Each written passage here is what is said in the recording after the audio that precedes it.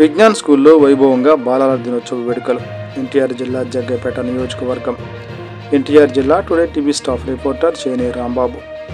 జగ్గైపేట పట్టణంలోని ఈ రోజున భారతదేశాన్ని దినదిన ప్రవర్తనమానంగా అభివృద్ధి పదంలో నడిపిన మన మొట్టమొదటి ప్రధానమంత్రి జవహర్లాల్ నెహ్రూ జన్మదినం నవంబర్ 14 జాతీయ బాలల దినోత్సవం వేడుకలు స్థానిక విజ్ఞాన్ విద్యా సంస్థలలో ఘనంగా జరిగాయి.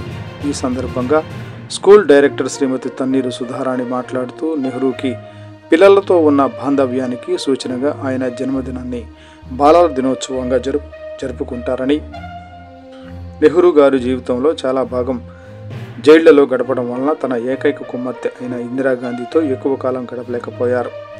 కానీ దేశంలోని పిల్లలందరూ తన పిల్లలే అనే స్వభావం కలిగిన ఆ మహనీయుని పుట్టినరోజును మనం బాలల దినోత్సవంగా జరుపుకుంటున్నామని, బాల్యం అనేది అమూల్యమైన వరం అని, పిల్లలను జాతి సంపదగా భావించి వారి భవితవ్యానికి అందరూ కృషి చేయాలని ఆమె ఈ సందర్భంగా వివరించారు. అనంతరం పిల్లలచే సాంస్కృతిక కార్యక్రమాలు నిర్వహించబడ్డాయి.